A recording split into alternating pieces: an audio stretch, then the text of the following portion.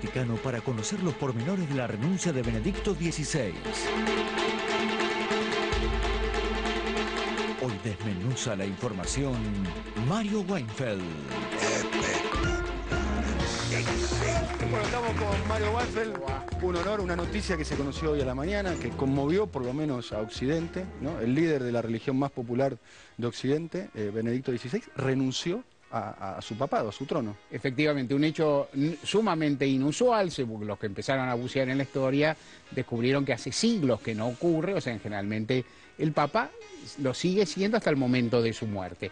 Benedicto XVI tuvo un pontificado relativamente breve, Dani, está de 2005, o sea, son 8 años, también para un cargo, un lugar que es vitalicio, suele ser corto. Y uno podría sintetizar su trayectoria o lo que hizo, pensando que Benedicto dialogó o discutió con dos grandes papas, que seguramente serán más recordados que él, o que por lo menos fueron más carismáticos o más atractivos, que uno es Juan XXIII, el Papa del Concilio Vaticano de la década del 60, y el otro es su antecesor, Juan Pablo II.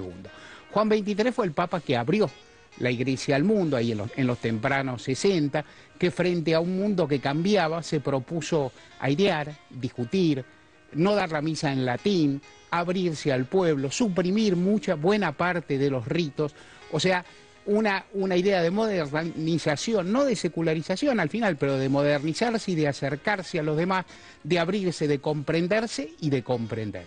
Juan Pablo II fue también un papa carismático, bien de signo distinto, por lo tanto, por lo pronto polaco es importante, era de la cortina de hierro, asumió al final de la Guerra Fría en los últimos años, pero todavía cuando estaba el muro de Berlín. Le tocó vivir, y eso fue en algún sentido un triunfo simbólico para la Iglesia, el fin del socialismo. En el año 89 estaba más o menos a mitad de su pontificado. Lo de Juan Pablo II y lo de Benedicto fue contradecir todo lo anterior del Concilio Vaticano. Fue donde se abrió, se cerraba, donde se terminaba, se hablaba... ¿Volvió la misa en latín? Totalmente. Lo de la misa en el idioma de los fieles, se volvió a la misa en latín, se volvieron a los ritos y sobre todo se volvió a una iglesia cerrada, en la cual Juan Pablo II, dentro de todo, tenía también un rol de peregrino, de un tipo popular, de un tipo que recorrió el mundo. Las imágenes de él besando el suelo, los países a que llegaba era tradicional, el hombre tenía un carisma enorme. Benedicto era un hombre, un gran intelectual, un censor, con C, ¿no? Es decir, un hombre casi un inquisidor, el ideólogo de Juan Pablo II, su sucesor, su continuador, pero también en un marco más cerrado. ¿Qué es lo que caracteriza a esta jerarquía de la Iglesia Católica frente a un mundo que es muy difícil, que es muy novedoso, que se globaliza por buenos y por malos caminos? La cerrazón. Nosotros frente a esto, ¿qué hacemos? Nos cerramos, nos abroquelamos, marcamos nuestra diferencia, preferimos ser menos, pero buenos, entre comillas, que estar abierto a los demás y tener las dificultades del intercambio, de la apertura, de poder cambiar. A veces se dice, esta gente se equivoca, estos pontificados se equivocan porque hay menos fieles, porque hay menos vocaciones, y en algún sentido tal vez no sea así. Por supuesto, la Iglesia, la jerarquía de la Iglesia quiere que haya más fieles, que haya más vocaciones sacerdotales, pero no quiere correr ciertos riesgos.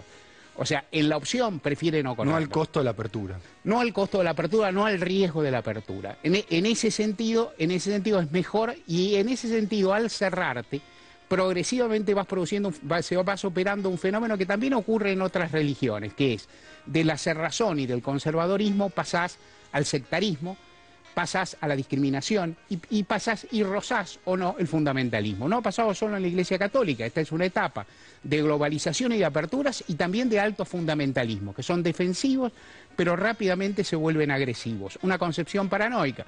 Por un lado, te alejas del otro y por otro lado ves en cualquier planteo del otro una agresión o un ataque. El que denuncia a un pedófilo no es una víctima o alguien a quien se puede escuchar o inclusive alguien a quien se pueda convencer o distraer. Es un enemigo. ¿no? Es decir, lo mismo ocurre, por ejemplo, en la Argentina con los crímenes de lesa humanidad y la posición de la mayoría de la jerarquía de la Iglesia Católica. No es una demanda, un planteo que se persigue por 100 razones. Es un elemento de persecución y de hostilidad. Esta Esta es la lectura que tuvo la jerarquía de la Iglesia Católica, la cual Benedicto fue una expresión acabada, inclusive en su conducta. Un tipo muy cerrado, bastante hosco, un intelectual muy, muy profundo, pero también un hombre con muchas dificultades, digamos, para acercarse a los otros que sí tenía Juan Pablo II. Dicen los que saben, yo no hago apuestas, no hago pronósticos públicos sobre las elecciones, menos voy a hacer una sobre... Es muy difícil acertar sobre el próximo Papa, ¿no? Complicadísimo. Lo que sí dicen los que conocen el mundillo de la Santa Sede es que hay muchos de los obispos y cardenales que están ahí han sido puestos por el propio Benedicto, cuando era gran asesor de Juan Pablo II y durante su pontificado. O sea, un cónclave conservador, probablemente de un papa conservador. Totalmente. Y por último, cuando se habla de todas estas cuestiones, muchas veces se usa la palabra colectiva iglesia. Conviene siempre decir, esto es la jerarquía de la iglesia. Iglesia son todos, son los fieles, son los laicos, son los sacerdotes que piensan distintos. Si lo sabremos en la Argentina, que hay, tal vez simplifico, dos iglesias. La iglesia de la jerarquía, la iglesia de la cerrazón y también la iglesia de los sacerdotes del tercer mundo, la iglesia de los curas que se acercaban al pueblo y la iglesia de los muchos, miles, acaso millones de fieles católicos que siguen respetando su fe, pero que tienen un comportamiento muy distinto de esas jerarquías tan cerradas.